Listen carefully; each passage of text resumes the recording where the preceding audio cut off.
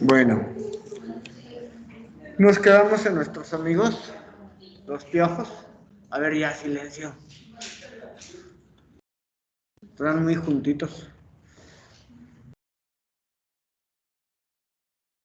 Bueno, y entonces, bueno, pues tenemos que estos, pues, es muy fácil que se contagien en las escuelas, sobre todo, ¿verdad? Entonces, pero puede contagiarse en cualquier persona. Hemos tenido, me acuerdo de una dentista, ¿verdad? Que empezó a decir maldiciones contra los pacientes. Y le digo, pues, lo que pasa es que tienes que recogerte el cabello, porque pues obviamente tenía el cabello muy largo y se había contagiado por eso. Pero en donde más se contagia la persona, pues es en la escuela. Los niños. Ahí están un montón de piojitos. El Tirius pubis, pues no nomás es en pubis, sino también puede tener problemas en las pestañas, como lo están viendo. Es difícil. En este caso se relata un paciente de VIH-Sida por eso tiene esa megalia en las pestañas, están muy, muy largas, por el mismo padecimiento. Es uno de los signos que se han descrito en los pacientes con VIH-Sida, y vemos como la cantidad de liendres que tiene de estos parásitos, entonces hay que tenerlos en cuenta. También yo lo he visto en niños con PCI. Uh-huh. Es raro, y obviamente pues las principales es en el área pública. Sí. Ah, ok, sí, es el Tirius pubis. Vean ustedes las pestañas también con una persona inmunocompetente con lo mismo, ¿verdad? Y vemos en el pubis, pues a veces es un poquito difícil de verse, dependiendo del vello que tenga el paciente. También me acuerdo de otro paciente que me decía, no, ahorita se lo encuentro, doctor. Y lo sacó y ya lo vimos al microscopio y lo tenía obviamente como tal, su Tirius pubis, pero no es muy frecuente. ¿Correcto? Pero es una de las enfermedades de transmisión sexual que se transmiten igual que la escabiasis, aunque use un condón, ¿verdad? Aunque usen anticonceptivos. Esos se transmiten fácilmente. Por ejemplo, aquí, pues es difícil buscarle y a veces vemos las liendrecillas, ahí están señaladas con unas flechitas, pero no es tan fácil de encontrarlos. El paciente obviamente acude por prurito intenso en el área, ¿verdad? A veces se encuentran las famosas manchas cerúleas que describen los libros, que son manchas grisáceas por cambio de la hemoglobina, ¿verdad? Y entonces ven así como que violáceas, pero también no crean que se ven frecuentemente. Bueno, ahí vemos unos peines de dientes cerrados que se usan mucho para sacar los piojitos o las liendrecitas, entonces los utiliza mucho la gente. Y la entomoscopía, que es con el dermatoscopio, pues podemos ver mejor las lesiones. En esas cosas de las pestañas, dicen, traes caspita, ¿no? Pues ya no es caspita. Bueno, o sea, necesitamos a veces. Se puede confundir con este hongo, se llama piedra blanca, y obviamente con caspa o con algún artefacto ahí en la piel, pero estas son muy redonditas, hay que tener en cuenta. No dan prurito, no hay parásito como tal, y si lo vemos al microscopio, la lesión, pues vemos esta forma que da este hongo, ¿verdad? Bueno, ¿Qué hacemos para tratarlos? Bueno, pues también tenemos varias cosas. Obviamente, lo mismo que se usa en escabiasis se puede usar aquí, nada más que aquí, bueno, pues se pueden usar shampoos, se pone en seco el champú, se deja 10 minutos y se enjuaga de permetrina, por ejemplo. Obviamente hay resistencias, ¿verdad? La permetrina invoca resistencias, pero las personas decían, no, es que ya les pusimos champú, ya les hicimos esto, y todavía tienen. Bueno, pues en ese caso se les puede dar ivermectina. El malatión, pues el problema es que es un órgano fosforado. Es excelente, pero pues no es tan bueno porque es tóxico. Y últimamente salió este Nimtec, que es un aceite de té verde especial, es excelente, no tiene riesgo, se puede utilizar en niños, en embarazadas, aunque ahorita han salido ya varios productos, pero hay algunos más caros que otros. Igualmente se aplica y se deja en especial, bueno, pues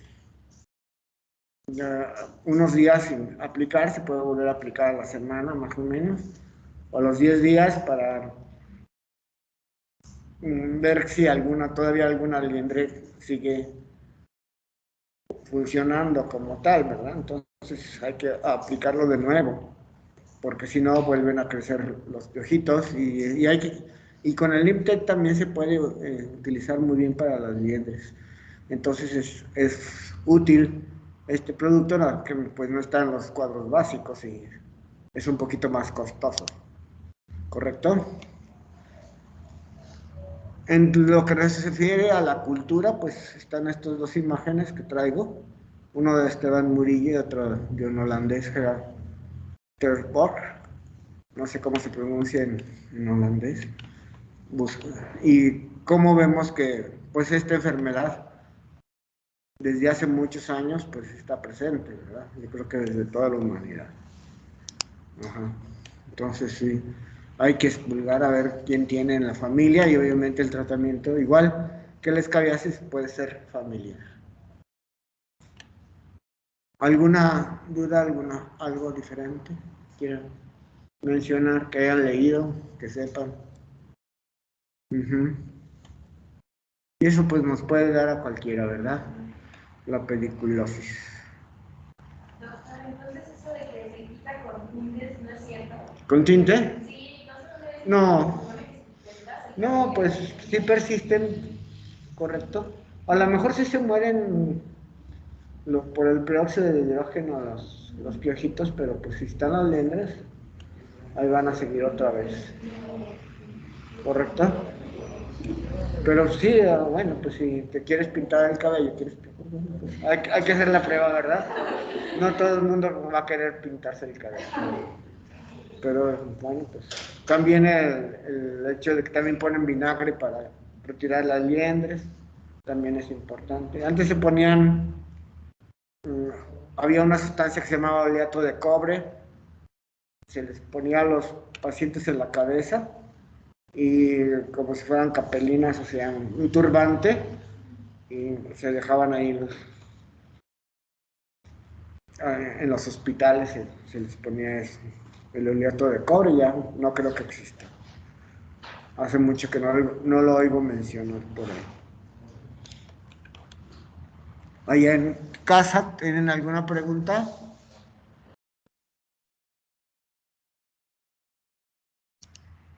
Bueno. Vamos a continuar con los otros parásitos.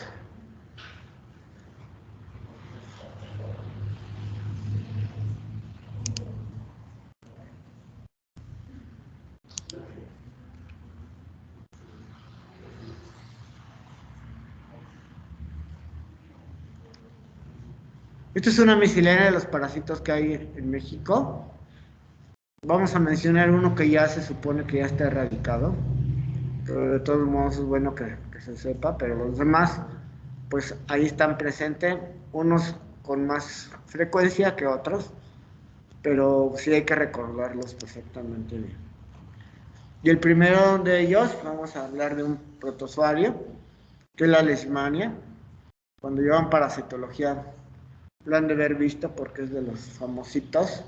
Y tenemos varias manifestaciones dependiendo de la leishmania o del lugar mundial donde se encuentra, ¿verdad? Por ejemplo, aquí no tenemos el calazar o el botón de oriente, pues no lo tenemos como causa clínica, pero sí tenemos la úlcera de los cicléridos y la enérgica difusa, pero tampoco tenemos la espundia que da en Sudamérica, que son una enfermedad mucocutánea. Si se acuerdan de la lepra, pues también la leishmania tiene un factor inmunológico importante. ¿Por qué? Bueno, pues porque están de las formas más localizadas, como la úlcera de los cicleros, o como el botón de oriente, hasta las formas diseminadas o viscerales, como el calazar, o la enérgica difusa, y unas etapas más o menos intermedias, como la espundia, a lo que pudiera decirse es a lo de lepra dimorfa, ¿verdad? Y el otro sería hacia la lepra tuberculoide o lepromatosa. Entonces, eso es importante tener en cuenta. Seguimos. Este es un mapa donde se ve dónde se distribuye la leishmania en el mundo, es sobre todo el Asia meridional y parte de África del Norte, México, Centroamérica, Sudamérica, donde existen más casos de leishmania. Bueno.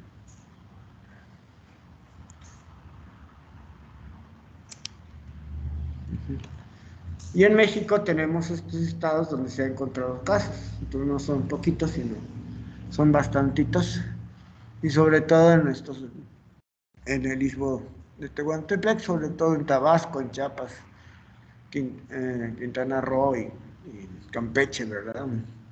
Importantemente tenemos esto. Pero se han encontrado en todos esos estados como parte del problema, ¿verdad? No podemos verlos aquí, pero son gente que ha estado viviendo allá o viajado en esas áreas. Acordarse de los estados es importante. Y traigo esta clasificación. Hay una forma abortiva que es prácticamente curación espontánea. La cutánea, la lesión única, hay una linfangítica o diseminada no enérgica que afecte la mucosa, la tegumentaria, pues y las inmunoenérgicas, como ya se habían mencionado, que son mucho más raras, afortunadamente. Aquí la principalmente es la cutánea, con una o dos, varias lesiones, como lo vamos a ver.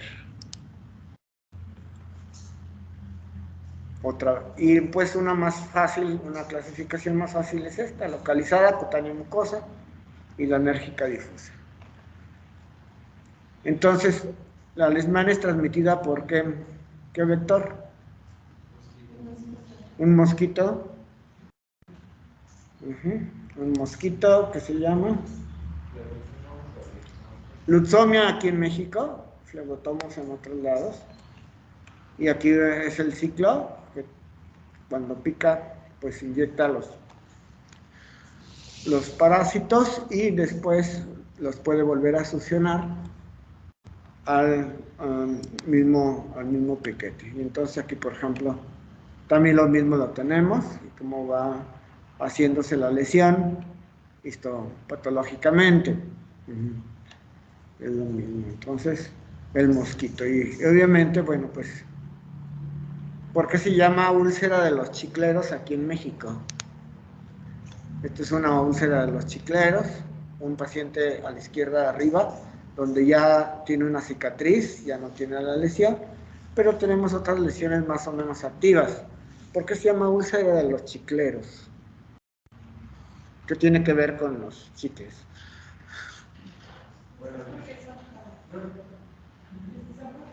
Tu nombre. Carla. Muy bien. Las personas normalmente quieren las personas que se dedican a la agricultura de chicle, ¿no? El cultivo del chicle. En el cultivo del chicle, y pues ya no es tanto porque ya no el chicle ya no es del árbol del chicle, sino ahora es de petróleo, ¿verdad? Lo que masticamos es petróleo. Y entonces pues eso ha habido menos. Creo que los chicles Canels que por ahí hay, son todavía, son de chicle. Correcto, el hecho es de que pues da gente campesina. ¿A qué hora salen? Por ejemplo, en esos lugares hace mucho calor. Entonces los campesinos no salen a la hora del calor, como aquí.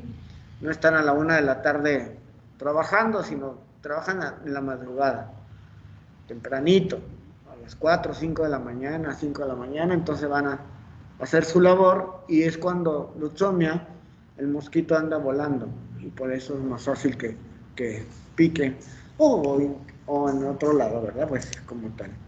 Vemos estas fotografías que nos donó la doctora Josefina Carvajosa, que ella va, incluso a veces también va el doctor Arenas a Campeche a dar consulta, ella es cirujano dermatóloga, también va a hacer cirugías de tumores, pero ven muchos casos de leishmania, son casos de leishmania de niños en Campeche, ¿correcto? Entonces son niños que tienen su úlcera de los chicleros, vean ustedes, una ya más cicatrizadas y otra como tal. Pero hay lesiones más importantes, vean ustedes de pequeño con una lesión que puede parecer otro tipo de enfermedad, ¿verdad? No, se confunde con cualquier lesión ulcerativa aguda, ¿verdad? Entonces esto es importante. Vean ustedes esta placa infiltrada, ulcerada, muy grande, pocas veces vista, y entonces pues que pudiera ser una micosis, entonces pues hay que estudiar al paciente. Estas las dos laterales que están implicadas en el área nasal, pues no lo vemos aquí en México, es la espundia, generalmente en Sudamérica. En cambio, esta persona será de Chiapas, esta enérgica difusa que presenta nódulos muy parecidos a los nódulos de lepra, pero un tanto diferentes, ¿verdad? Un tanto diferente, y que tiene una enérgica difusa. ¿Cómo diagnosticamos? Bueno, pues puede ser por citología, o sea, un raspado de las lesiones, pero la biopsia nos ayuda mucho porque vemos los cuerpos de Leishman, que vemos en la figura que están las células y donde vemos estas inclusiones citoplasmáticas que son los protozoarios, ¿verdad? También se puede hacer recultivo en algunos medios, inoculación. Hay una reacción que es igual a al PPD, que es la leishmanina. Ahí está como tal aplicándose, y por el ICE, inmunofluorescencia, etcétera, ¿verdad? Cuando es sobre todo casos de difícil diagnóstico, más bien casos viscerales o algo así. Entonces, esos son los factores de los que más se utiliza, pues es la biopsia, la citología, correcto, es lo que más se utiliza para el diagnóstico diferencial de la leishmania, ¿verdad? Sobre todo la biopsia es lo más usado. ¿Qué se les da? Bueno, pues principalmente los antimoniales, el glucantime, que es el que existe en nuestro México, allá en el sureste, no lo tenemos. Por ejemplo, si uno va a comprar a la Guadalajara este tipo de medicamento, pues no lo va a encontrar, ¿verdad? Pero sí se va a encontrar en la Secretaría de Salud en los lugares endémicos. Entonces a veces sí es difícil utilizarlo. Para otro tipo de leishmanias, leishmanias muy diseminadas, también se ha utilizado la anfotericina B, la pentamidina, los imidazoles, los antimaláricos, como la cloroquina, y estos otros medicamentos o más nuevos, como la miltefosina, ¿verdad? Se ha utilizado termoterapia, inmunoterapia, imiquimod. Total, es una gran muchas, de tipo de muchos tratamientos, pero en general lo que sí tenemos en México es el glucantime, que se puede dar parenteral o intralesional. Esa es la cosa de cuanto a la leishmania. Pregunta sobre leishmania. Entonces los diagnósticos diferenciales son muy útiles. Siempre lean los diagnósticos diferenciales, porque a veces no los traigo, pero sí los pregunto. ¿Correcto? Bueno, en la imagen donde estaba la señora con nódulos, Sí. ¿a qué se debe que la nariz se les vea como caída? Lo que pasa es que hay ulceración. Esta paciente, dices. Es una paciente ya de hace muchos años, ¿sí? No sé exactamente qué tendría porque no fue mi paciente, fue paciente de Chiapas, ¿verdad? Y son fotografías también que me proporcionaron, pero no sé exactamente qué pasaba con ello, ¿verdad? No tendría en especial algo como tal. Si fuera una espundia, así como la de la derecha, si esa nariz como caída, que habla su compañera, o para los que están acá, no se me olvida que no escuchan a sus compañeros de aquí del salón. Y era la pregunta de por qué esta paciente tenía la nariz muy especial, ¿verdad? No sé decirlo, ¿verdad? No es tan fácil ver estos pacientes aquí en nuestro medio. Gracias. La amibiasis cutánea pues es ya muy rara. Son úlceras agedénicas muy dolorosas, o sea, muy grandes, muy dolorosas, que pueden ocurrir alrededor del ano, pueden ocurrir, se ha visto en pene por transmisión sexual y se ha visto en colostomías. Actualmente la amiba, la entomeba escalítica es sí se ve, pero no se veía con la frecuencia que se veía antes. Por ejemplo, en los hospitales, cuando yo era interno, hace ratito, no hace muchos años, 2, 3, el piso, en vez de tener enfermos de insuficiencia renal como ahora se tienen, era de absceso hepático mediano, ¿sí? Cuando yo entré al internado, entré a gastro, fue mi primer servicio en medicina interna, y pues todos los expedientes, yo era el que más tenía trabajo porque me tocaba con el gastroenterólogo, y de 11 expedientes, pues 8 eran de absceso hepático amibiano. Y eso pues ha bajado a través del tratamiento, con metronidazol principalmente, o algún derivado, y pues ya la amibiasis cutánea es muy rara, pero sí pudiera estar presente, ¿verdad? En algún caso sí, en especial. El tratamiento es con metronidazol, obviamente. Bueno, pasamos a otra más frecuente. Esta es la otra enfermedad de los surcos. ¿Cómo cuál? Como la escabiasis, muy bien. Entonces, causada por estos dos nemátodos, el Ankylostoma brasilensis y el Ankylostoma canino. Esos dos como tal.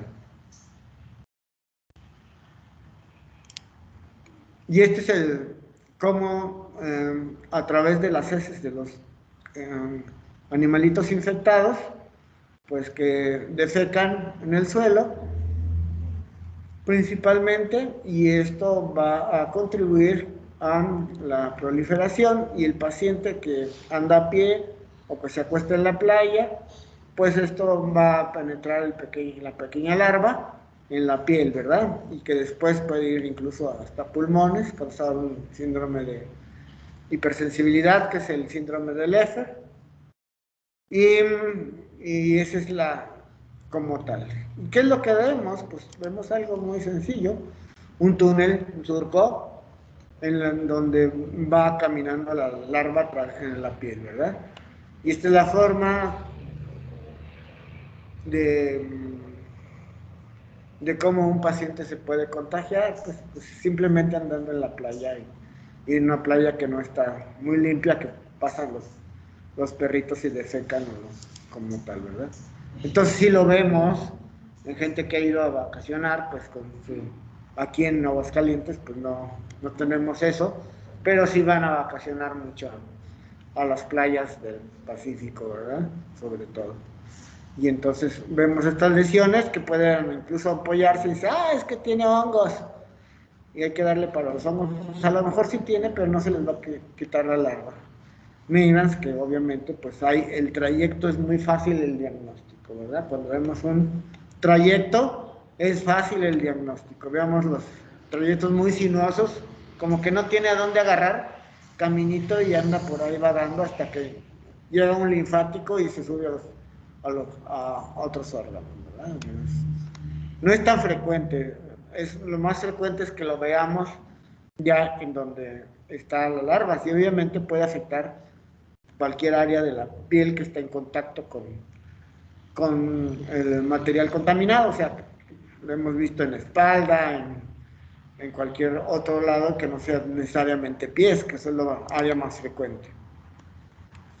¿Qué les damos? Bueno, pues el tratamiento es con antiparasitarios, como el albendazol, que es el que tenemos más en el sector salud, pero también la ivermectina funciona, ¿correcto?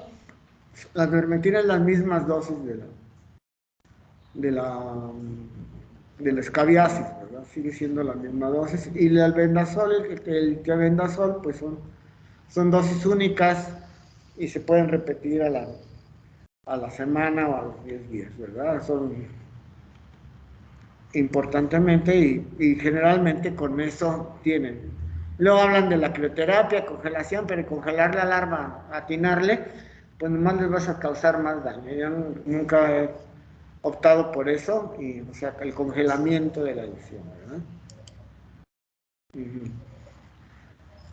Otro nemátodo, por ahí a lo mejor lo vieron también en parasitología, que también puede dar problemas en ojos, pues es el ascostoma, y de la variedad principalmente la Spinigerum. Se llama larva migras profunda. Da en estos estados principalmente, son los que se han reportado más: Tamaulipas, Oaxaca, Nayarit, Veracruz, Guerrero. Y generalmente es el paciente que come generalmente reptiles o anfibios o pescados de río, ¿correcto? No son de mar y que no están bien cocidos, ¿correcto? Porque si los toman bien cocidos, pues también se muere el parásito. Es como cuando te comes un lechón con triquina. Ajá, ¿ok? Bueno, pues entonces igual, por eso no es tan frecuente. Afortunadamente, pues la costumbre, pero pues sí, obviamente un cevichito a cualquiera se le antoja cuando está uno en esas áreas. Y si no está cocido, bueno, pues puede dar esto. En los pescados de mar, ¿no? Este medicamento, la etilcarbonosida, pues prácticamente no existe, ni el praziquantel. Los menciono, ¿por qué? Pues porque los mencionan en los libros todavía, pero si vas a comprar este tipo de medicamentos, no, nunca te van a dar. Pero sí te pueden dar el albendazol, y hay que darlo, si la dosis es, tómese 2 frasquitos o 2 tabletas de albendazol, pues hay que hacerlo 3 días, porque aquí esto es más resistente, igualmente la ivermectina. Entonces hay que tener en cuenta. No obstante, pues son entidades no frecuentes, afortunadamente. Y ahí está el ciclo vital, también le da a los animales domésticos, porque comen una ranita, incluso ahí parece una serpiente o algo, y van al intestino, y de aquí se puede pasar también al hombre si el hombre come sobre todo el pescado, ¿verdad? Contaminado. No creo que a lo mejor alguien se come una rana. Bueno, y esto es difícil el diagnóstico, porque las lesiones son lesiones migratorias, son como nubosidades migratorias que van caminando. O sea, un día le salieron a la pierna y luego por donde va la larva, pues va aumentando, va caminando la lesión. hay edema y que se puede confundir con cualquier otra cosa. Entonces, siempre que veamos este tipo de lesiones migratorias, hay que preguntar si no ingirió algún pescado, alguna cosa de estas para hacer un diagnóstico. Es muy atinarle dónde está también el parásito y hacer una biopsia es difícil. Entonces es un padecimiento afortunadamente no frecuente, pero hay que tenerlo en cuenta, ¿correcto? Oncocerca, por esta filiaria, causaba estas lesiones en estos nódulos, pues ya aparentemente quedó libre por la administración de ivermectina en estas regiones. No obstante, yo pienso que puede seguir habiendo. Cuando se dice México libre de la enfermedad, es que la tasa de la enfermedad pues es muy baja, pero no quiere decir que esté completamente eliminada, porque a lo mejor algún parásito está muy especial. Bueno, aquí vemos la mosquita que donde transmite esta larva, esta filiaria, nematodo filiaria, y que va a los tejidos y forma nódulos. Obviamente, sigue abundando en Sudamérica y en África. Y tratamiento igual con ivermectina principalmente. Y hay otros en investigación porque sigue habiendo mucho oncocerciasis en otros lados del mundo. Es simúlido, bueno. Pero tenemos otra que sí la podemos encontrar, que es la miasis. Y esta es causada por moscas.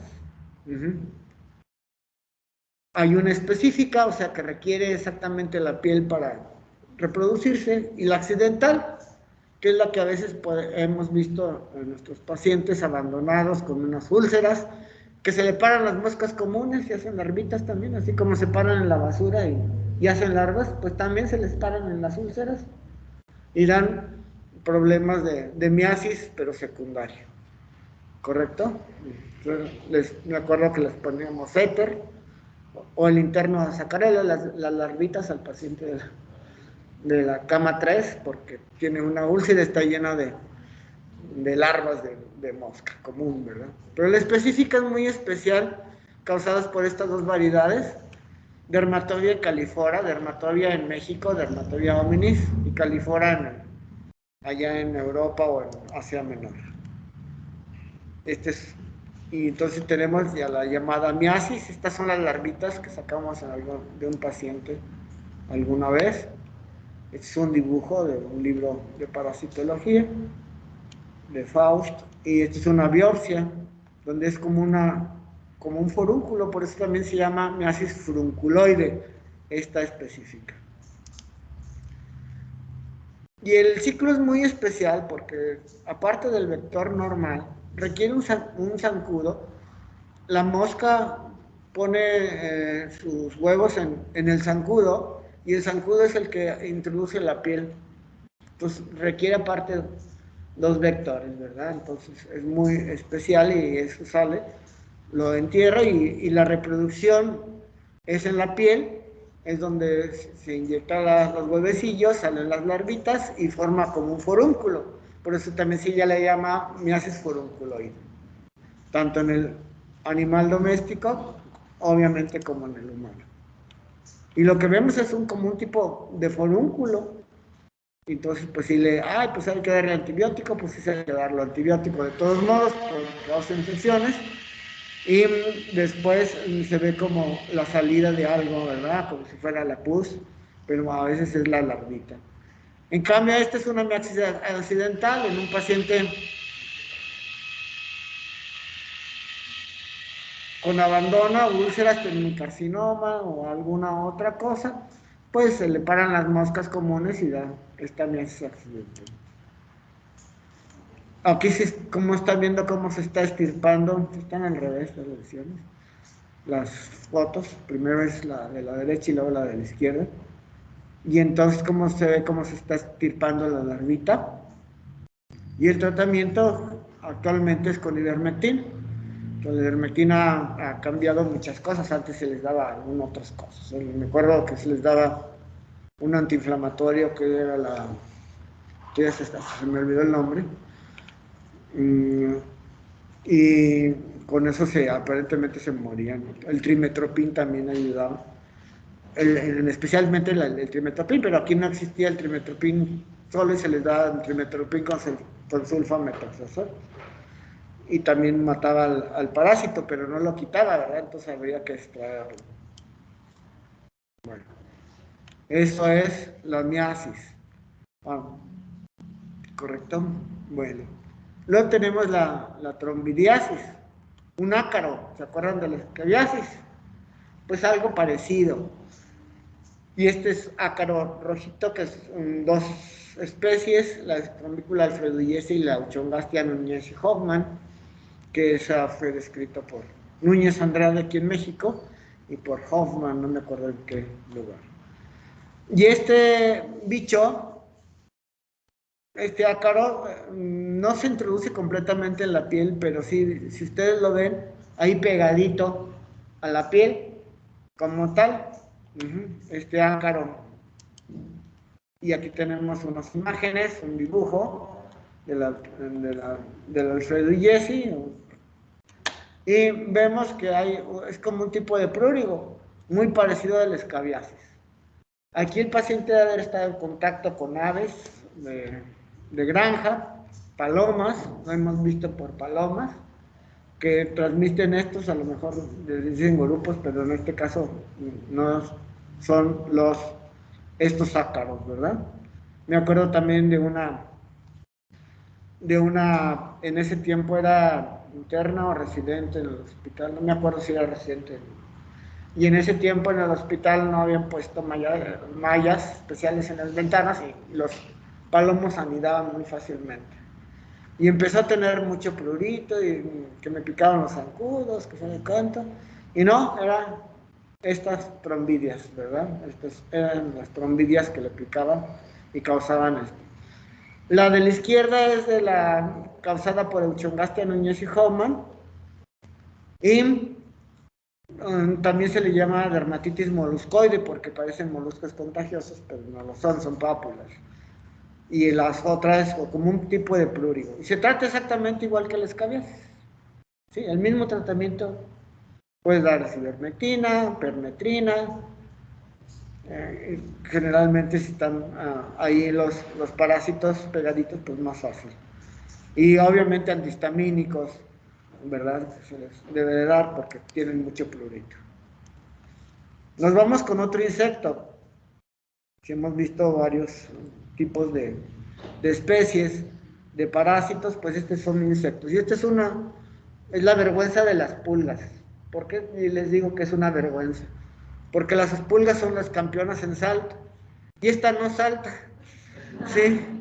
Esta que se llama Tunga penetrans no salta y más bien donde se anida es en los pies. ¿Por qué en los pies? O en otro lado, pero principalmente en los pies porque el paciente anda descalzo y se mete en la piel y forma estas lesiones que estamos viendo.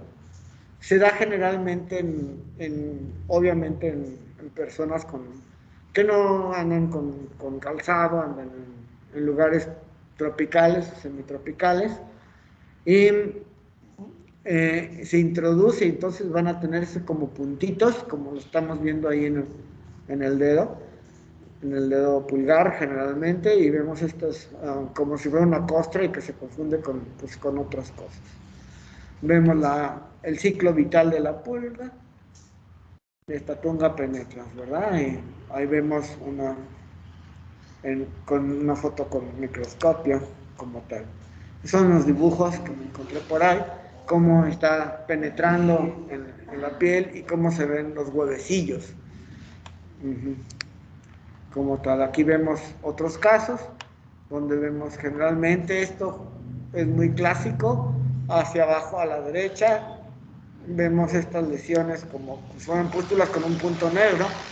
Si lo vemos a lo mejor con dermatoscopio podemos ver esto, y obviamente si lo estirpamos pues vemos el parásito como tal. El problema es que también lleva microbios, ¿verdad? Puede llevar incluso Clostridium perfringens, que causa ¿qué? que causa el Clostridium perfringens. Gangrena gaseosa. La gangrena, ¿verdad? Gangrena gaseosa, muy bien ahí en casa. Entonces, es importante darles tratamiento antibiótico, aparte de la extirpación. Se extirpa con una hojita, con una hoja de bisturí con punta delgada para quitar esas lesiones. El problema es cuando tienen muchos, bueno, pues también les puedes dar ivermectina.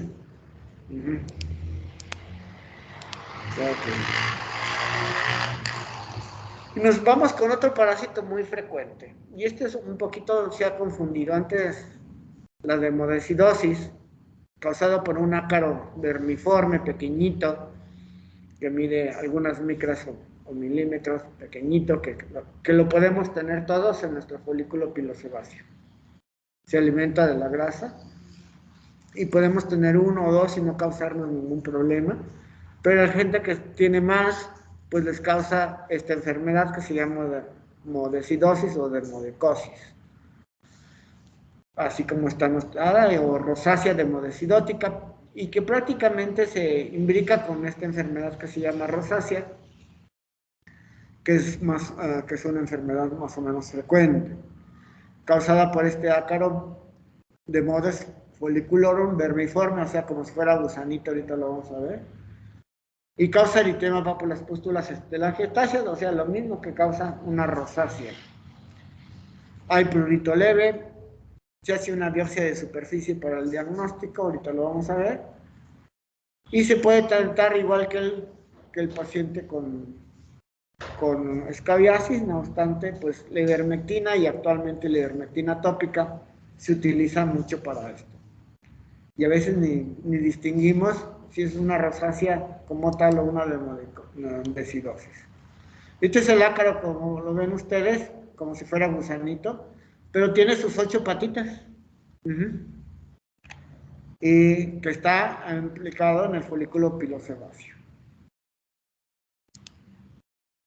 Vemos cómo está introducido en una histopatología, y con la dermatoscopía, pues se logran ver aquí algunos como trayectitos blanquecinos o las pustulitas que dicen, no, pues es una dermodecidosis.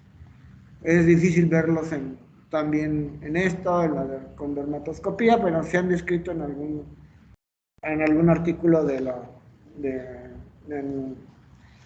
publicado acá en Guadalajara, y donde se ve esto, ¿verdad? Entonces, yo no los distingo muy bien, necesitamos verlo en vivo para verlos perfectamente bien, pero sabemos que si llega un paciente así como de rosácea, podemos verlo. Y aquí tenemos una paciente con rosácea y ya curada en ese tiempo pues no había, en este caso no había ivermectina todavía, y se trató con soluciones de azufre en ese entonces. Vean ustedes la biopsia de superficie. ¿Cómo se hace? ¿Alguien sabe cómo se hace una biopsia de superficie? Vean ustedes cómo están los acaritos. Aquí estoy. Bueno, es muy sencillo. Agarramos una laminilla para ver el microscopio y le ponemos cola loca. Y la pegamos a la piel, ¿correcto? La pegamos a la piel y de eso viene todo el cachete, no. Se viene obviamente descamación, y si vemos muchos ácaros, más de 2 o 3 por campo, pues es una dermodecidosis.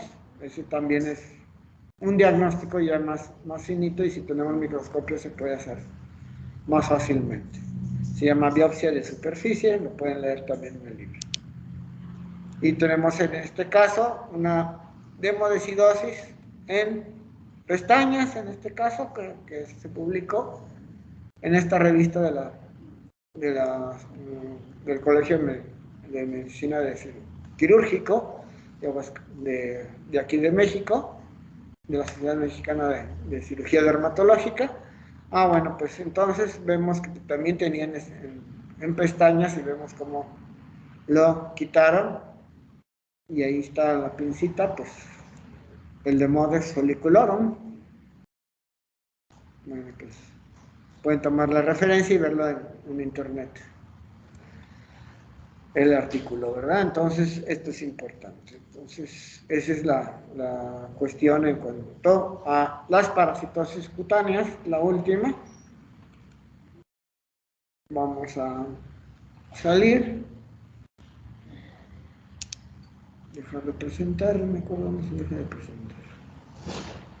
¿Correcto?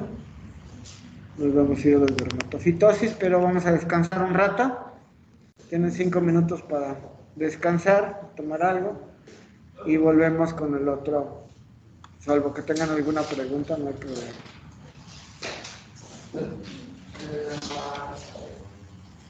Gracias.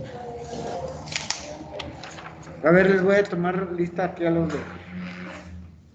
Porque luego se me van y luego irlos por lo menos conociéndolos con cubrebocas. Mariño Ponce, Kenia. Hola, Kenia. Marentes, Álvaro. Hola. Jacqueline. Hola, Jacqueline. Janet Avelar. Hola, Janet. Dafne. Hola, Dafne Avelar. ¿No eres pariente del rector? ¿No eres pariente del rector? Ok. Dafne, ya. Carla. Ah, no, perdón. Janet era la que probablemente se le cae. Bueno, Carla. Diana, Saraí. Hola, Diana. Francisco, bueno, ya conocido. Cris. Muy bien. Cris Saraí. ¿Cómo te dicen más, Cris? Cristina. ¿Saraí? Sara. Hola, Sara. Carlos Alejandro. Hola, Carlos. ¿Cómo estás? Capristo. Sapiano. ¿No eres nada del doctor Capristo? ¿Qué eres? Sobrina. Cuando lo veas me lo saludo. Fue mi alumno. Fue mi alumno. El doctor Capristo. Neuropediatra. Andrea, ya, Andrea, muy bien. Isabel, hola Isabel. Miriam, Rebeca, hola Miriam, hola Rebeca. ¿No? ¿Los dos? ¿Te dicen qué? ¿Pequi? Muy bien, Pequi. Y Diego, ¿cómo estás, Diego? Bien, bien. Bueno, descansamos tantito y volvemos.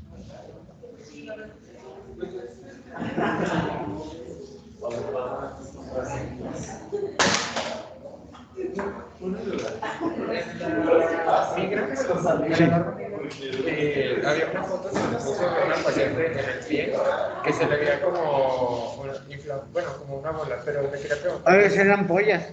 Ajá, es inflamación. Sí, sí, es ampollas, o sea, te causa los datos inflamatorios, hay edema, el surco, el edema, las ampollas. Entonces nos generan lesiones nodulares, ¿verdad? Son quísticas. Sí, no, pero no, son ampollas. Ampollas. Son ampollas. Es inflamación por la presencia de algo ahí, ¿verdad? Sí, hay inflamación aguda, es una inflamación aguda. Hay linfocitos, hay neutrófilos, ¿correcto? Y pues también si vemos que está infectado hay que darles también antibióticos. Y la última que vimos de la la última que vimos del gusanito con las patas, que era el ácaro. El ácaro, el del Modex, El tratamiento es igual con ivermectina. Con ivermectina, generalmente actualmente la damos en crema, aunque es muy cara, también, pero también se le puede dar oral. Gracias, doctor. Lo que pasa es que para mí la ivermectina también tiene un poder antiinflamatorio y por eso se sigue dando en la rosácea, se da, pero la das por 2-3 meses. O sea, sí, es un tratamiento prolongado. ¿Correcto? Lo vamos a mencionar cuando veamos acné, en los problemas acneiformes, con otros, la vamos a mencionar otra vez. Gracias, doctor. Ok. Creo que puedo subir la presentación aunque la de escabiar sin peligrosis. Bueno, pues están grabadas, ahí las ven. Ah, ok. ¿Sí? Entonces no se van a subir. Es que como las anteriores sí las Sí, subí. es que lo que pasa es que las anteriores las pasé en directo, pero estas están subidas al OneDrive, pues las traigo en el OneDrive y por eso pues vean la grabación, Ah, ¿no? ok, vale.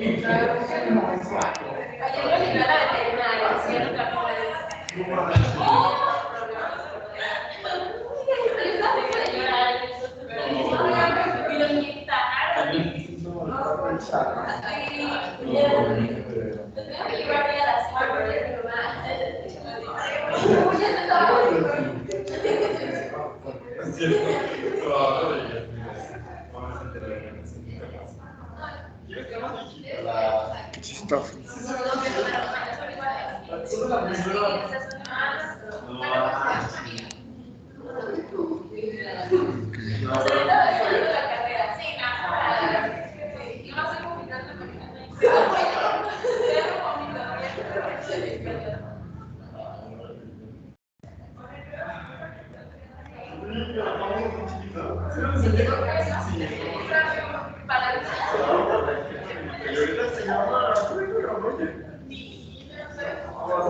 Oye, no sé qué, pero venga, ¿cómo es?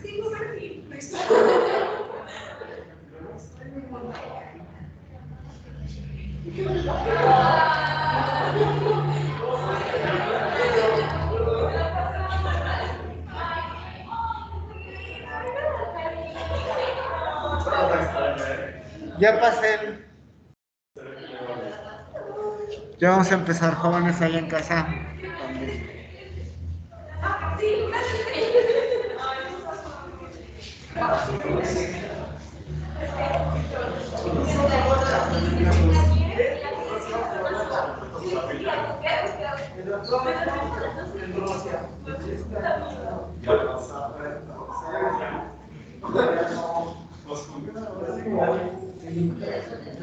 Adelante, adelante.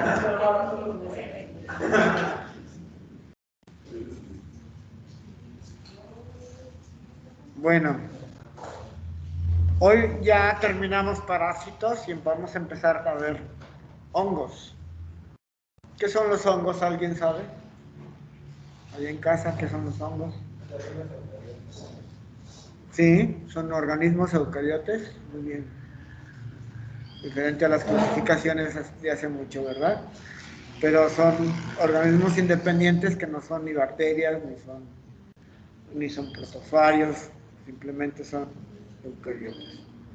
Y estos pues pueden ser, podemos ver, traigo un hongo, bueno, pues a lo mejor creemos que trae un champiñón ahí que no se nos va a antojar, o una seta, cualquier que no, comestible, o hongos venenosos, o hongos alucinógenos, ¿verdad?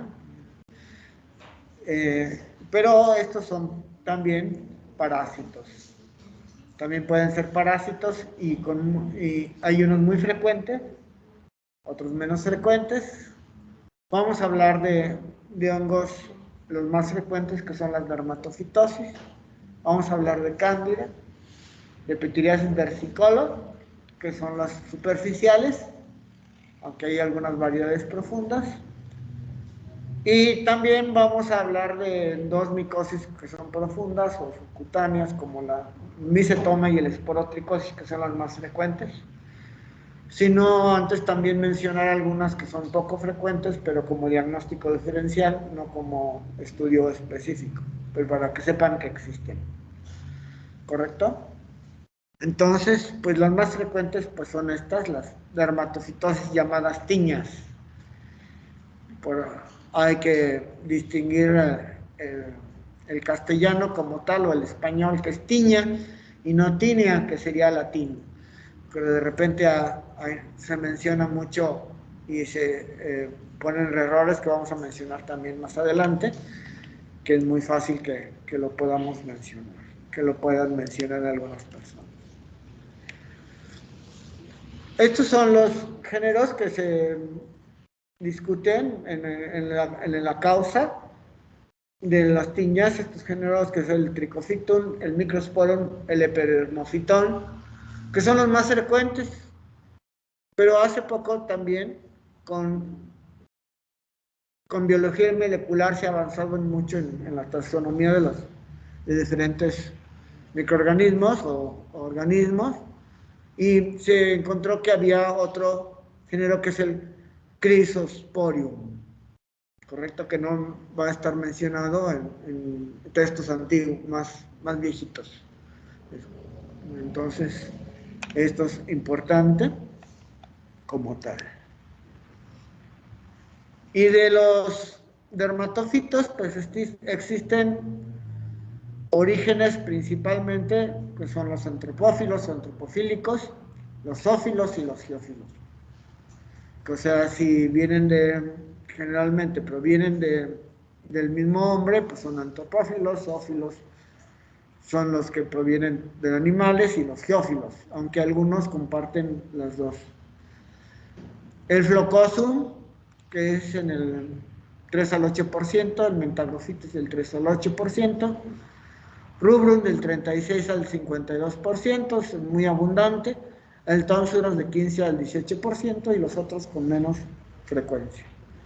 Y el Canis, de los Microsporum, pues el más frecuente es el Canis y es del 14 al 24%.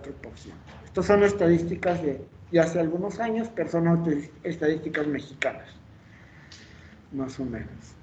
Entonces, nomás principalmente es fijarse cuáles son frecuentes, ¿verdad? Bueno. Está bueno. Y se nos complica un poquito la cosa porque tenemos variedades clínicas. Y entonces, dependiendo de dónde afectan, pues vamos a ver ciertas características clínicas en cada paciente. Los dermatófitos son estrictos parásitos de la queratina.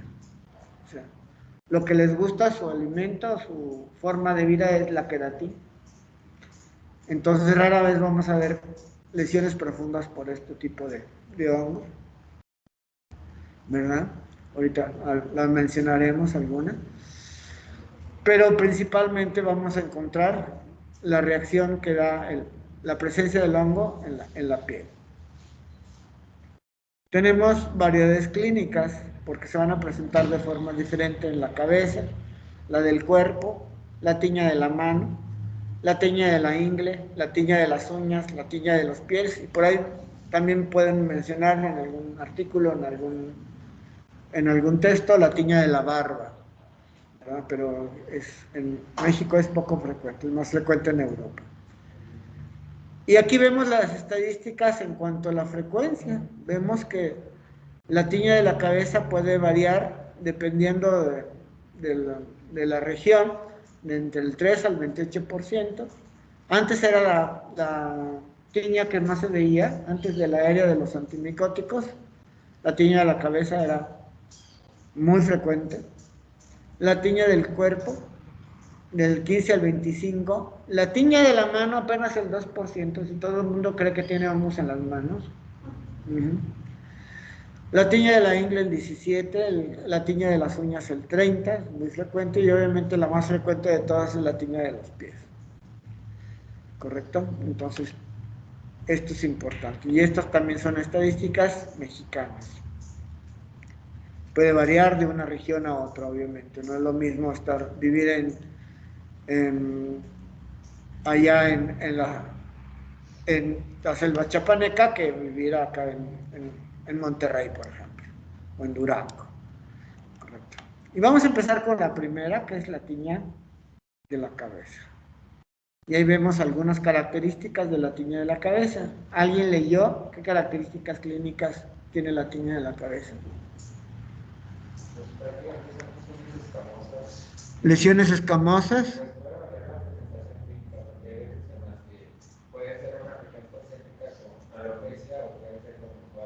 Ajá.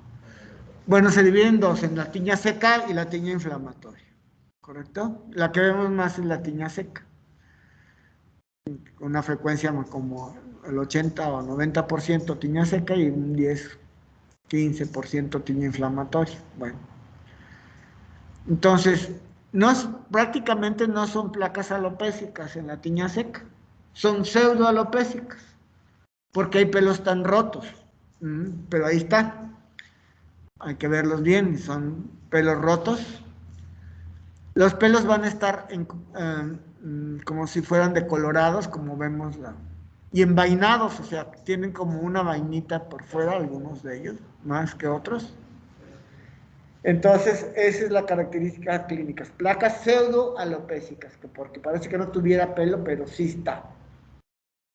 A diferencia de la tiña inflamatoria, que ahí sí se cae totalmente el cabello, pero hay otro problema, otro problema. Muy raramente encontramos este anillo que se puede ver, este anillo inflamatorio, que se puede ver en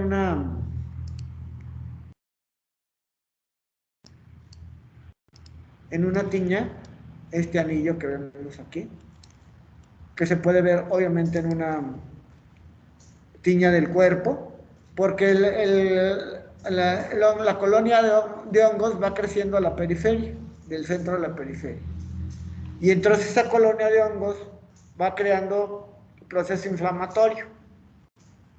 Como es parásito de la queratina, generalmente pues no causa mucho problema, pero si ya el organismo se da cuenta y empiezan a actuar los linfocitos TEM, principalmente pues va a haber inflamación y es lo que va a causar incluso la sintomatología y la signología más. Aquí en estas gráficas mostramos cómo se invade el pelo en la gráfica del centro abajo y cómo se va rompiendo por la acción del hombro y por eso queda el tronquito y por eso es pseudoalopésico, ¿correcto? Y dependiendo de la variedad que se tenga, va a invadir en una forma que llamamos endotrix, o sea, por dentro del pelo. Y principalmente está dado por el Tonsurans y otro que es el Shenlane, que no lo tenemos en México. La tiña fábica, como la que está a la izquierda arriba, no se ve en México, se ve más bien en Europa. Vemos más bien la tiña que tenemos a la derecha.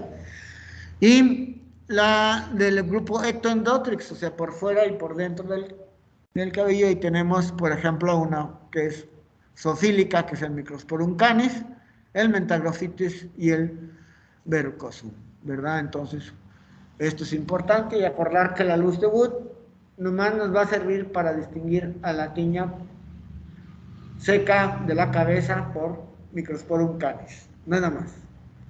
Sí, le ponemos la luz de Wood y va a tener esa coloración especial. Para un diagnóstico rápido, pues sí, pero no nada más la tiña seca producida por canis. El canis en la cabeza, pues es más frecuente en México, aunque los de Monterrey decían que allá no, que allá el Tonsurans, que son más gringoides. Y obviamente en Estados Unidos es más frecuente el Tonsurans. Vemos aquí otra vez. Por ejemplo, el canis afecta así como que enredita el cabello. Déjame ver si por aquí hay alguna forma. No. Parejito, en cambio, el Tonsurans puede haber pelos sanos y puede haber combinación de pelos sanos y de pelos enfermos.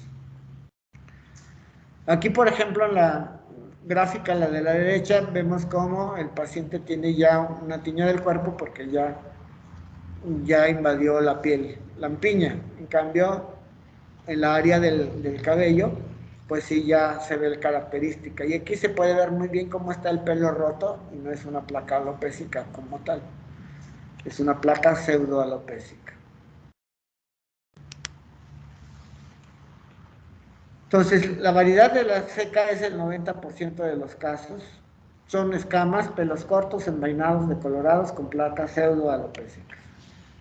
En cambio, la inflamatoria, las placas van a ser alopécicas, pústulas, secreción purulenta, dolor y adenopatía regionales. Ahorita vemos algún ejemplo. Hay una inflamación que se puede confundir con un proceso infeccioso, ¿correcto? También, desgraciadamente, me tocó ver un caso que llegó y vieron un absceso, dieron antibióticos y le hicieron lavado quirúrgico hace muchos años en el hospital, ¿verdad? Y entonces, pues, ese lavado quirúrgico fue ahora sí una alopecia total y tuvieron que hacer rotaciones, injertos para curarlo. Un caso muy triste, ¿verdad? Porque de un diagnóstico que pudo ser fácil, no hubo nunca interconsulta derma, pues le hicieron eso, ¿verdad? Pero bueno, son cosas que pasan y que se pueden confundir. Canis en México el 80%, tonsuras en el 15%, aunque como les digo, las estadísticas pueden variar en la región. Si estamos hablando de Microsporum canis, pues es un parásito zoofílico. Y uno de los transmisores pues, puede ser el mismo humano, pero también alguna mascota. Y tenemos los gatitos y los perritos que pueden tener esto. ¿Y quiénes serán los más frecuentes? En general, digamos aquí en Aguascalientes. No nos vamos a otro lugar. Los gatos o los perros, también el mismo niño puede contagiarse porque estamos hablando que es niños. La micosis es en niños principalmente, no ya en los adolescentes no, porque ya en los adolescentes no. Ni en los pequeñitos. Es una pregunta que puede tener medio punto para el examen segundo. La pregunta es, ¿por qué afecta más a niños y no en adolescentes o en niños más pequeños con mayor frecuencia? Aunque se puede ver en algunos adultos, obviamente. No. A lo mejor tú adoptas un gatito y eres feliz con tu gatito y tiene tiña y no te la pagan en la cabeza al menos. ¿Eh? No. Pues es por la frecuencia en la que se bañan. Bueno, pues generalmente pues los niños se bañan pues menos que los adolescentes o que los pero adultos, así que pues. a un niño lo baña la mamá y te metes a bañar y te bañan, pero ya más grandecillos, ¿no? Doctor, Sí. puede ser porque los niños están jugando todo el tiempo y en contacto directamente con las mascotas y entonces pues tocan las superficies Ajá. corporales y así, y Sí, entonces es lo que genera dijeron aquí en clase, pero no es por eso. Hay otro factor muy importante en la edad y es la secreción sebácea, ¿correcto? Los bebés y los niños lactantes o lactantes mayores tienen mayor secreción sebácea. En cambio, los adolescentes también, también en los adolescentes, pero un niño no tiene secreción sebácea. Igual, un niño de 7, 5, tiene menor secreción sebácea y no le gusta al hongo la secreción sebácea. Y por eso es más fácil que se pegue en estas áreas. Pero ¿quiénes serán más frecuentes? Entonces, los gatos o los perros. Los perros, aquí en Aguascalientes, por ejemplo. Los gatos son más frecuentes. ¿Por qué? Porque los gatos a veces no nomás están en la casa, sino andan de casa en casa, ¿verdad? En cambio el perro lo tienes cuidadito, ahí bonito, y no lo juntas con más perros contaminados, salvo los callejeros. Entonces, los gatos. Me acuerdo también de otros casos, siempre les platico los casos porque es importante. De una familia que llegó porque la forma ya cutánea, no nomás de la cabeza, pues es epidémica, o sea que le da a uno y varios de la familia tienen. Y pues tenían como 2 o 3 miembros, más bien 3 miembros de la familia. Es que tienen gatito, pues sí, y no está enfermo, pues es que hasta nos los vendió el veterinario. Pues díganle al veterinario que lo vendió enfermo, ¿verdad? Entonces, definitivamente ahí está. Aquí, por ejemplo, en el brazo está una tiña microspórica del cuerpo, que son lesiones pequeñitas, lo vamos a mencionar cuando veamos tiña del cuerpo, pero pues obviamente este es un perrito parasitado donde tiene esas lesiones escamosas parecidas a las del humano. Y obviamente el contacto directo con el animal es con lo que hace que haya contagio. Tenemos otro caso de otra tiña. Y vemos aquí, la tiña microspórica se afecta más bien en plaquita, y la tricofítica hay pelos sanos y hay pelos enfermos, como vemos en la gráfica de abajo a la derecha. Y ya en la de arriba vemos una lesión más inflamatoria, que es la tiña inflamatoria, también llamada ¿qué? ¿Alguien sabe cómo se le llama? A la tiña inflamatoria. El Querion de Celso. El Querion de Celso, ¿verdad? Así se le llama. Este es un Querion de Celso, aquí sí hay algo de alopecia. La paciente va a tener dolor. Esta era una pacientita, una niña que presentaba el Querion de Celso y tenía adenopatías y obviamente les duele. Y es más, a veces un poquito más difícil el diagnóstico, pero pues sí es importante. El diagnóstico con el examen directamente del pelo, se puede ver perfectamente las esporas. Con una aplicación de hidróxido de potasio se ve al microscopio y podemos ver eso perfectamente bien, y es un diagnóstico más o menos rápido, pero también la dermatoscopía podemos ver esos signos especiales dermatoscópicos, que vemos estos pelos como enroscaditos, como cola de cochino, o los puntos negros junto con esto, con área escamosa. Estos son los puntos amarillos que también se pueden ver en otras patologías, como en alopecia areata, que es un diagnóstico diferencial, la alopecia areata, pero entonces hay que buscarlos bien, estos pelos parasitados también, entonces es importante distinguirlos y nos puede ayudar al diagnóstico más fácil, la luz de Wood, y obviamente el examen directo es más fidedigno, y obviamente el cultivo nos lo comprueba qué hongo es. ¿No sería pregunta sobre tiña de la cabeza? Después hablaremos de los tratamientos de los hongos, hasta después, hasta cuando ya veamos cándida y piturias versicolor, vemos tratamientos. Ahorita estamos viendo los aspectos clínicos como tal. Y nos vamos a la tiña del cuerpo. La tiña del cuerpo, pues entonces es en la piel, que no es la ingle, pues puede salir en cualquier lado. Como vemos ahí, una tiña de la cara. Llega un paciente como ese, tiene acné. Pues sí tiene acné, pero también tiene ese borde activo. ¿Sí? Hay que recordar que es como una colonia, como cuando siembras algo en el medio de cultivo y va creciendo hacia la periferia. Y donde va creciendo hacia la periferia, el hongo, pues el organismo va defendiéndose con su proceso inflamatorio, con sus linfocitos, con sus citoquinas, con sus interleucinas, y va creando esa inflamación alrededor, que puede ser muy inflamatoria, como en la diapositiva de la izquierda arriba, o como puede ser menos inflamatoria, como la diapositiva de abajo en el brazo. Y aquí vemos a niños, vamos a ver niños, vemos con tiña, y vemos el borde activo. Entonces, son placas hematoescamosas, la escama generalmente fina, con un borde.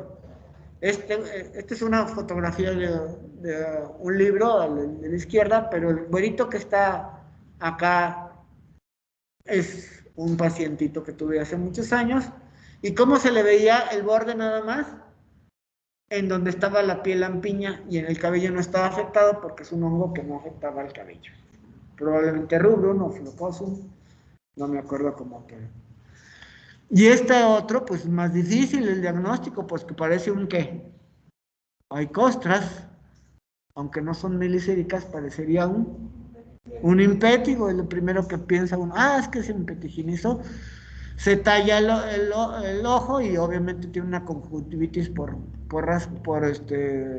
fricción, pero buscándole también está muy circunscrita y tiene un bordecito que fue el diagnóstico como tal y es una tiña de la cara que no es tan frecuente verla, Traigo casos que hemos tenido pero que no son tan frecuentes.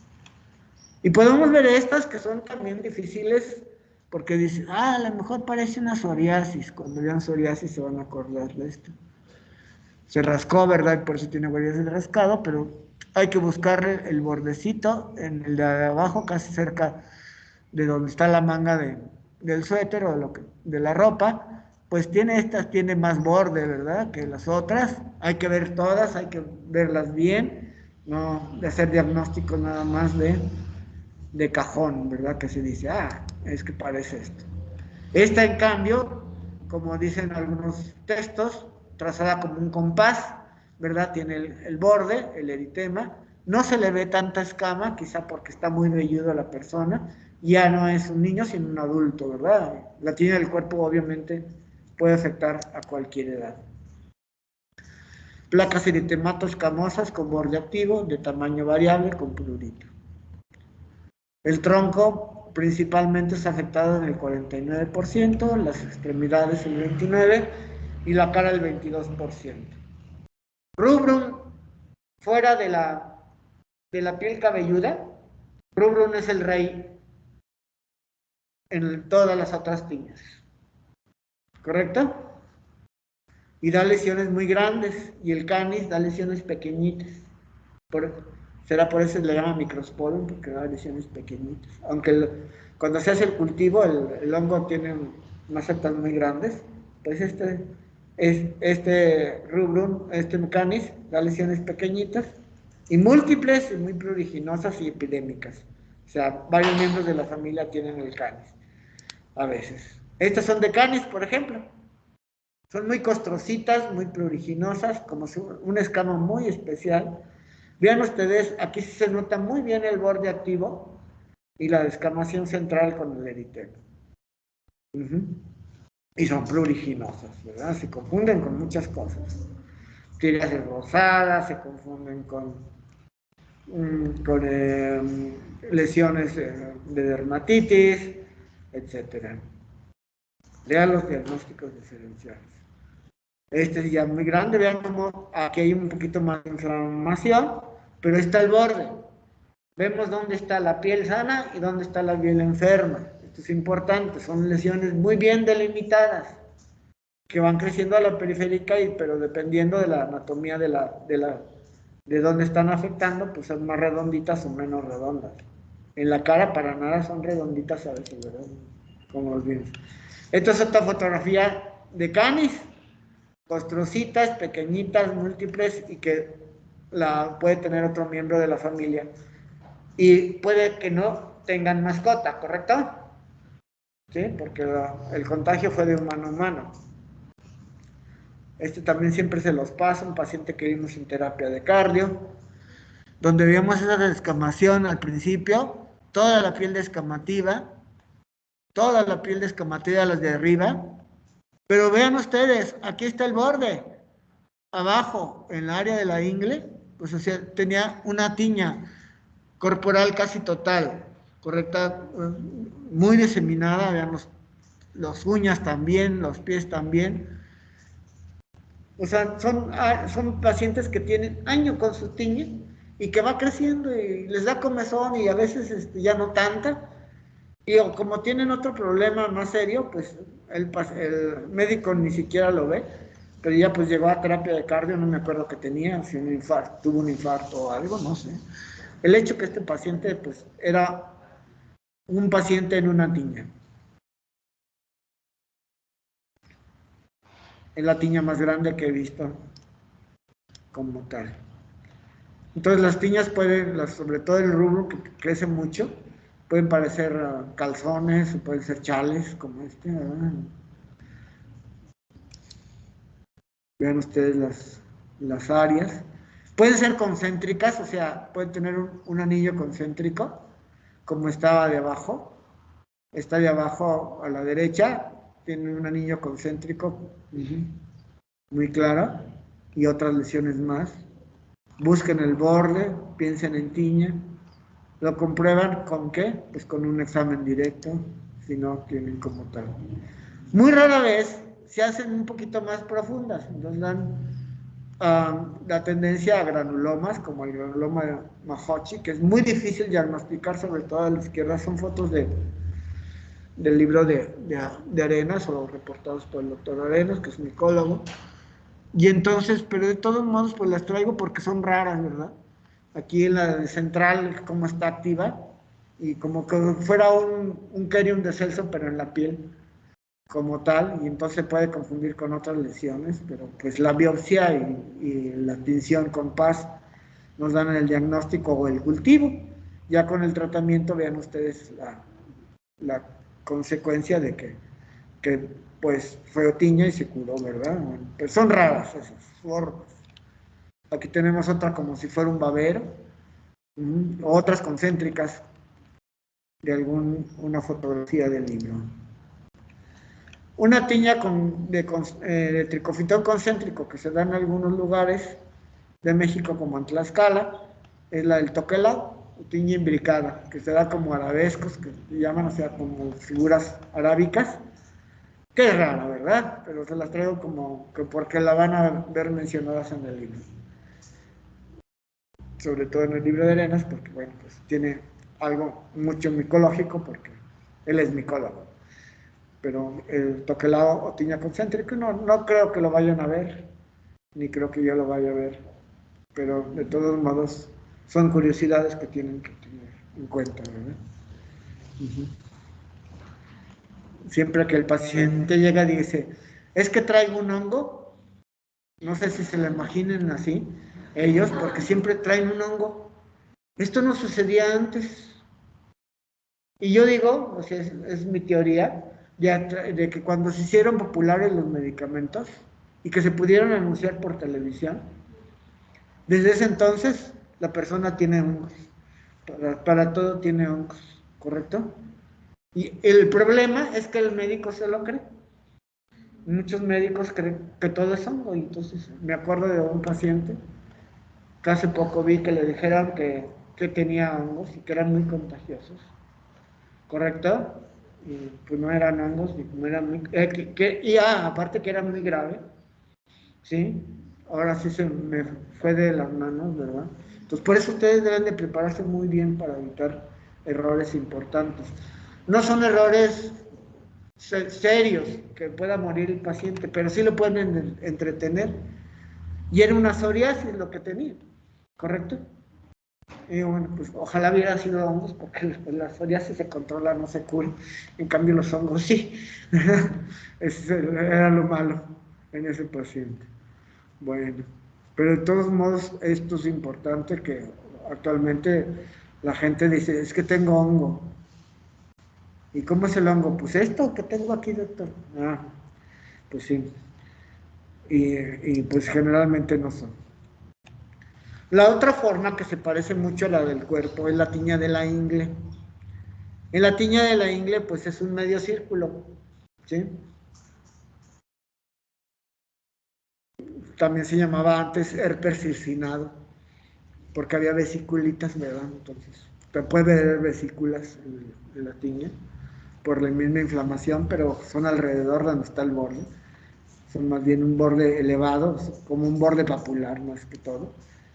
Y la escama central es muy raro, salvo por alguna circunstancia, invade escroto, porque el escroto ya es otro tipo de piel, ya no tiene la queratina igual que la la del muslo, y por lo tanto, cuando vemos que hay en el escroto, puede ser o una cándida, o que haya una dermatitis por contacto, o que muy raramente sí se pudiera pasar el hongo a escroto, o a labios, ¿verdad? A labios mayores. Y entonces estas, bueno, lo que vemos es que tienen mucha comezón, y sí también, igual que el herpes, que sale todo lo que sale en boca es herpes, todo lo que sale en pelo es hongo, todo lo que sale en inglés también hongo, no siempre, ¿verdad? Puede haber dermatitis por contacto, simplemente un paciente que tiene algo de obesidad o bastante, con el roce hay eritema en esa área y pues es nada más fricción lo que tiene, y entonces hay que darle protección como si fuera dermatitis del área del pañal, pues más o menos. En cambio, cuando son hongos, pues el borde ahí está, ¿correcto? El borde, la descamación central, el borde, el prurito, son básicos para el diagnóstico. Este también puede tener ya un carácter ocupacional. No hemos hablado de dermatosis ocupacionales, pero ya vimos algunas. En este caso, por los choferes, que duran mucho tiempo sentados al volante con mucho calor y humedad. Esos choferes que andan en carreteras y que se la pasan 2 o 3 días en la carretera y que pues no tienen algo de higiene y que también tienen tiña de los pies. Entonces, siempre que veamos tiña de la ingle, revisen los pies, porque a veces no les dan síntomas o lo tienen en la uña y luego se la pasan hacia arriba, ¿verdad? Entonces, esto es importante siempre. A ver, tiene esto. A ver, enséñame sus pies. No, pero ahí no tengo nada. Enséñame sus pies. Por favor. Mándele pues así. Como por ejemplo, esa abajo a la derecha, ya no parece ser tiña de la ingle, porque tiene lesiones satélites, no tiene borde y está todo eritematoso. Entonces, este paciente abajo a la izquierda es una cándida, que puede tener como complicación, correcto, aparte. Igualmente que la de arriba, puede ser otra bacteria, como Microbacterium minutísima, correcto, ¿se acuerdan de esas bacterias del eritrasma que vimos por ahí? En cambio esta sí, está muy clarita, la del centro. La de acá no está tan clarita, pero ahí está el borde también. Ahora, estas pueden subir todos los glúteos. De repente hemos encontrado pacientes que se han abandonado y no sé, es como que no han asistido con un médico y dicen, tiene una tiña de la ingle, pero ya no nomás de la ingle, sino también de nalgas. Placas eritemato-escamosas, unilaterales o bilaterales con borde activo, tienden a diseminarse de piel circundante y presentan prurito. Son pruriginosos. Rubrum sigue siendo el rey, mentaglofitis, inflocosus menos frecuente. Aquí tenemos otras, miren, vean cómo están hacia los glúteos y esta hacia arriba, ¿verdad? Esta que puede estar complicada con una dermatitis por contacto de lo que se haya puesto,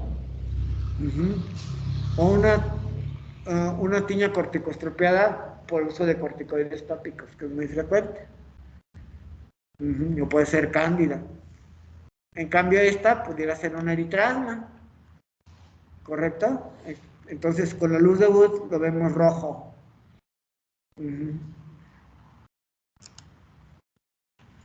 La tiña de la mano. Dijimos que la tiña de la mano era de las menos frecuentes de las tiñas, pero es la que más quiere el paciente tener. Tengo hongos en las manos, doctor, mire. No son hongos, es que se pone mucho gel antibacterial. Sí, está una dermatitis irritativa. Crónica ya. Ahorita en lo de la pandemia pues se han visto mucho más, incluso pues obviamente el médico que está en el hospital pues tiene mucha dermatitis de las manos por esto del COVID. Pero la tiña ¿cómo se presenta? Si es en el dorso, que es lo menos frecuente, pues va a tener características iguales de la tiña del cuerpo, con su borde activo, ¿correcto? Y descamación central. Pero la que más, quizá más vemos es la tiña seca de las manos o hiperqueratóxica. Y vemos ahí dos manos, que una tiene más y otra menos, porque generalmente es una. Y si tenemos una mano, pues tenemos los dos pies, y entonces Arenas describe el síndrome de una mano y dos pies. ¿Correcto? Una mano y dos pies.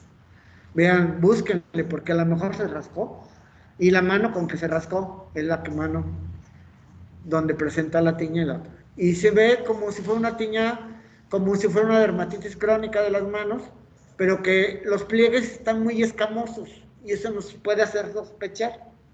Eso no viene en los libros. Esos pliegues muy demarcados que se ven con hiperkeratosis y descamación, no se le ve tanto el eritema. Es como se presentan más bien las tiñas de las manos. Y puede haber prurito, en esta fase ya no les da prurito, porque ya no hay inflamación. Cuando no hay inflamación quiere decir que te doy queratina y no me estés dando lata. ¿Sí? ¿Correcto? Es una forma mía de expresión. Te estoy dando queratina y no hay ningún problema, y ya no causa inflamación, ya no me causa prurito. Y entonces nada más hay descamación y hiperkeratosis. Entonces, abusados con eso, más fácilmente vemos, obviamente, dermatitis por contacto en las manos que hongos en las manos, como dice la gente. Tiñas de las manos, afectamente las palmas de las manos, pueden ser unilateral o bilateral, presencia de escamas, vesículas, hiperkeratosis, y ocasionalmente pruriginosas, por lo que ya dije. Entre más escamosos, hiperkeratosis, menos prurito. Cuando hay vesículas, pues sí. Y nos vamos a la tiña de los pies. ¿Correcto? Eso blanquecino que ven es una queratina húmeda. A eso le llamamos maceración. La queratina está macerada, entonces se ve blanquecina. ¿Correcto? No es que ahí esté lleno de una colonia super de hongos. Bueno, pues puede ver abajo de la maceración que hay a un ladito. En esta área de aquí, los que puedan ver que está más rojo. ¿Qué lesión es esa? ¿Una qué? No propiamente es una úlcera, por ahí va. Es más, sí. ¿Una qué? Exulceración, ¿no? ¿Qué es allá en casa? ¿Sí la están viendo? Si alguien no dice, no veo nada, dígame. ¿Podría ser una fisura? Una fisura, precisamente. Eso no es, porque está más bien lineal. Entonces hay fisuras. Porque es el mero pliegue, entonces, si ven que se continúa, nada más que allá está más escamoso hacia arriba. La misma fisurita o grietas, puede haber grietas, fisura, maceración, descamación. En esto.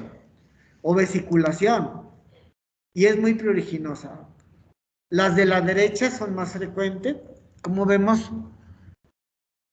la fisura, la maceración, la descamación, y a veces vemos vesículas. Aquí no los vemos.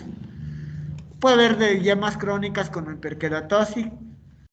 Y la forma de abajo a la izquierda es otra forma clínica. Entonces vamos a tener varias formas clínicas. En los pies, aparte de las formas clínicas de todo, pues en los pies hay tres formas clínicas principales. La interdigital, ¿sí? La plantar o vesículo ampollar, más bien, y la hiperkeratósica. Son esas formas clínicas. Y hay otra forma clínica que se menciona un poco en los libros, que es la que sube al dorso del pie, que es la de mocasín, porque es como un zapato mocasín que antes se veía más fácilmente. A lo mejor ustedes nunca han oído la palabra mocasín. Tengo unos mocasines, decíamos. Compré unos mocasines en la zapatería Canadá, que existía hace muchos años. George Coppel. Bueno, entonces vean ustedes esta forma que las ampollas a veces no se ven. ¿Por qué? ¿Por qué no se verán a veces las vesículas en el pie? Se ven como papulitas en ocasiones. Ahí no tanto, en esta fotografía. Pero ¿por qué no se verá? Es que se rompen exactamente una y otra. Muy bien. Y diga su nombre. Muy bien, Kenia. Tú es la única que guarda la distancia. La sana distancia. Bueno, y luego, ¿qué otra cosa? Aquí se ve, muy claro, en esta diapositiva. ¿Qué creen allá en casa? No los oigo. Por la hiperkeratosis. Porque la palma tiene mucha queratina, ¿correcto? Y entonces por eso no se logran ver. Igualmente que las lesiones vesiculares en las manos son difíciles de distinguir. Y vemos lo que vemos, con lo que ven nuestros ojos, pues, ay, no es una vesícula, es una pápula. Pero si los vemos translúcidamente, veremos. Aquí no, porque ya están rotas. Como tal. Y vean ustedes, aquí si sube hacia una piel menos hiperkeratósica, pues ya se les ve el borde. Un borde que está activo, que hubo vesículas, por eso hay costras cerosas o seremáticas.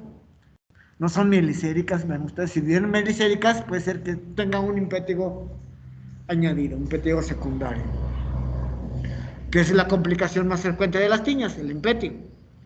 Y otra complicación es la dermatitis por contacto, que puede ser incluso por los mismos antimicóticos o alguna sustancia. Es que me dijeron que con el yodo era muy bueno, y se le pusieron el yodo, pero la tintura de yodo viene muy concentrada y produce dermatitis irritativas por contacto. En cambio diluido, pues muy bien, funciona. Abajo a la izquierda está una hiperkeratósica, donde se ven igual que la de las manos, como tal, mucha queratina. Y esta a la derecha es una, ya como si fuera una tiña del cuerpo, igualita. Es la de llamada mocasín o de zapatos, si quieren, no estoy llamando. Bueno, sandalia. Bueno, pero es una tiña del dorso, ya es propiamente una tiña del cuerpo, ¿verdad? Una también lateral, donde vemos mucha escama, es lo que vemos más. Y ya en el dorso, pues ya toma el bordecito activo. En cambio, las hiperkeratósicas así se ven.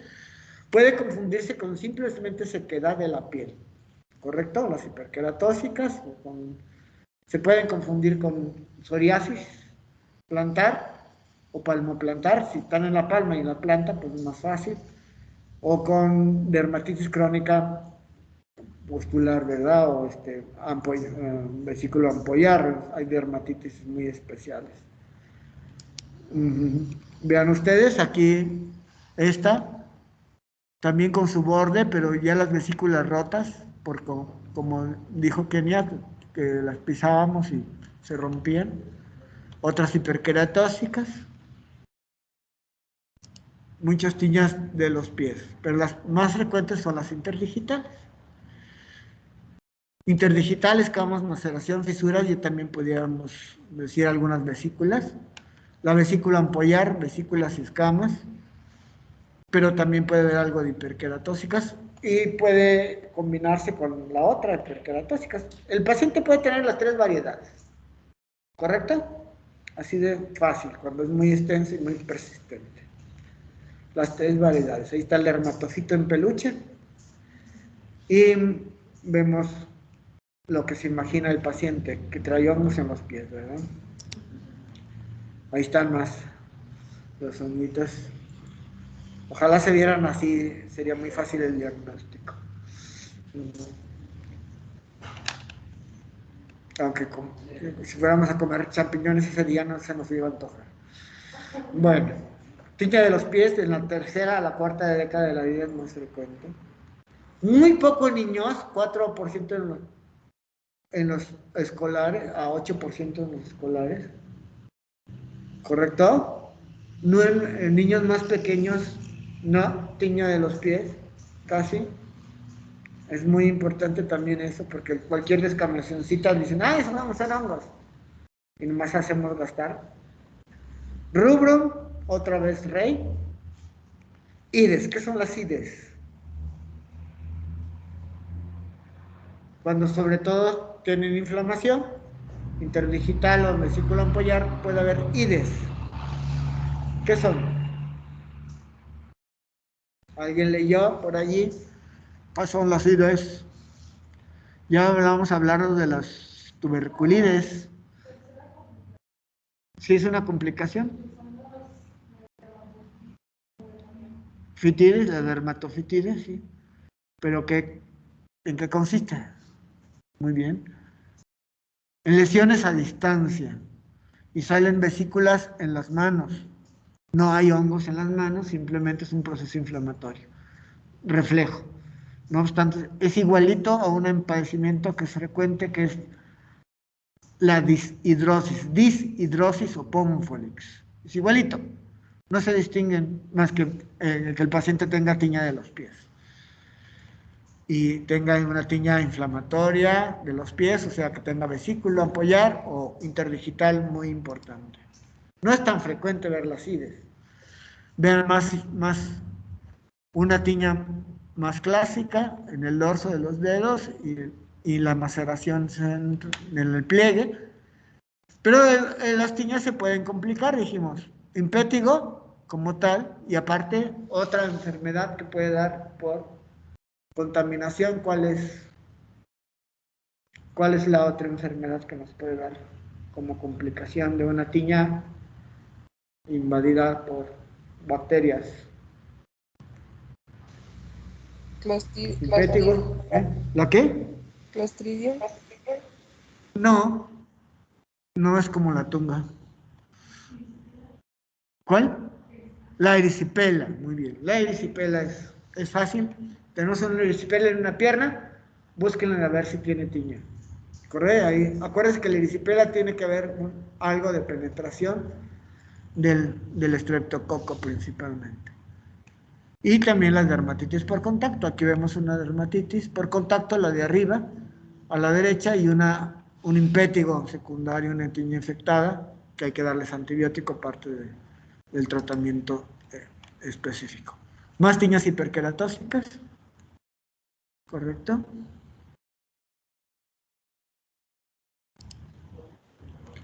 Vean este caso, era una interna de pregrado. Doctor, tengo algo en el pie, parece que son hongos, ¿no? Pues sí eran hongos, pero vean, tenía una queratina muy suavecita, como que nunca pisaba. Estaban sus pies con una queratina muy... y obviamente, pues es como dio las formas como si fuera de una tiña del cuerpo, ya no vista por otros casos. Y vemos esta, la de la derecha. Esta es un niño o niña, no me acuerdo, pero vemos que tiene eritema y descamación, respeta un poquito los pliegues. ¿Qué será? Pues si vemos otras lesiones del cuerpo, tenía una psoriasis. Y esto otro que es más frecuente, también un escolar, que usaba mucho calzado de tenis. También tenía tiña y le dieron antimicóticos, no se curaba, los pliegues estaban respetaditos, y es una dermatosis plantar juvenil, que se confunde mucho y generalmente es más frecuente en preescolares, y llegando a la adolescencia se les quita. Y es una forma, muchos hablan de dermatitis atópica, dermatosis plantar juvenil. No se les olvide esos dos diagnósticos diferenciales, en este caso en un niño, pero bueno, obviamente tenía lesiones escamosas en otro lado, plaquitas eritematoescamosas, y no tenía prurito. Acá la dermatosis plantar juvenil sí da prurito, no mucho, pero sí. Y la otra es la tiña de las uñas, también. Todo lo que tienes en las uñas son hongos. ¿Correcto? Igual. Es el mismo cantar de todo. Pero dice, bueno, ¿serán hongos? Pues a veces sí tienen hongos, la mayor frecuencia de problemas en las uñas los hongos. Pero hay otras cosas, ¿correcto? Muchas enfermedades de las uñas, que a veces no tienen mucho remedio, pero hay un montón de enfermedades, ¿correcto? Esto es importante. Hay un libro de arena de puras uñas. Y el libro de arena, los más nuevos, el libro de arena tiene un capítulo de enfermedades de las uñas también. Muy bien. Uñas de las uñas. ¿Cómo están esas? Pues pueden ser uñas opacas, con cambios en su coloración, asintomáticas que afectan por lo regular el borde libre. Primeramente el borde libre se afecta y luego hacia la cutícula, es lo más frecuente. Y es más frecuente en los pies, el 90% en pies y el 10% en manos. Rubrum sigue siendo el rey, metagrofitos y se asocia a cándida. Puede haber otros hongos, lo que se afecta en las uñas se le llama onicomicosis, pero puede haber por cándida y puede haber por mohos como el Scopurolopsis breviculatus. ¿Correcto? Últimamente, incluso también lo ha visto Roberto Arenas en México, invasión por Aspergillus. Y mis últimos cultivos que he mandado a hacer han sido por Aspergillus fumigatus. ¿Correcto? Entonces, por si lo leen ahí, ¿por qué? No sé. Pero Aspergillus también está invadiendo las uñas. Y también de las nuevas ediciones de Arenas y me baso en esos libros, incluso también en el de Bonifaz, una micología de Alejandro Bonifaz, pues también tiene esta división. Y muy aparte, se nos complican más las cosas, porque aparte las uñas son diferentes. Pues las uñas también tienen sus formas clínicas, para variar. A veces no es muy importante clínicamente en cuanto al diagnóstico ni en cuanto al tratamiento, pero puede haber tinas subunguiales, se llaman OS, distales o laterales, la superficial blanca, que se presenta mucho en pacientes con VIH-Sida, pero se pueden estar con otros inmunocompetentes, o la negra, transversa en placas, invasión profunda. La onicomicosis proximal subunguial, o sea que vemos la superficie de la uña bien, pero abajo se ve amarillento. El endonix, que es exactamente en el medio de la uña, del plato unguial, en medio está el endonix. La mixta de cualquier otra forma, y la distrófica total, o sea que la uña está completamente fea, ¿verdad? Y la secundaria, que se supone que secundaria a otro problema. Por ejemplo, este es el endonix, por eso se lo señalo con una flechita. Está en medio el problema de la uña. Y aquí tenemos ejemplos de algunas. Luego varían un poco, nos complican mucho con las complicaciones, pero básicamente, por ejemplo, la lateral, pues es esta, la distal, ¿verdad? Subunguial distal. Tenemos la subunguial proximal, que nada más afecta, que no es tan frecuente. La blanca superficial, que es importante, da leuconiquias, o sea, uña blancas, pedazos de uña blanca, leuconiquio, leuco blanco, y la distrófica total. Serían las formas así como que más frecuentes. Y aquí empezamos a ver casos clínicos. Y las dejamos para la siguiente vez. ¿Correcto? ¿Qué seguimos viendo de hongos? Pues medidas de prevención. Esto es importante en quienes se afectan más. Seguimos viendo imágenes de uñas y empezamos a ver cándida y pitiras versicolor quizá. ¿Correcto? Para el próximo viernes, porque el examen es el jueves y no va a haber clase presencial. ¿Ok? ¿Correcto? Entonces el jueves pueden venir más. Y en cambio el examen, pues a las 2 quedamos. ¿Verdad? 2 de la tarde, ¿sí? ¿Están de acuerdo? ¿Todos? A las 2 lo programo. A ver, pues digan bien porque...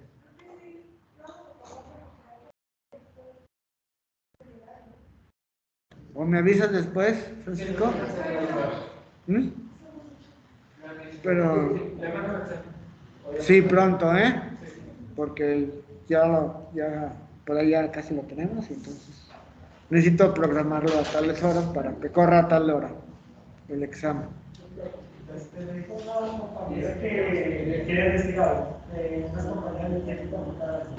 A ver, pues no me dicen acá.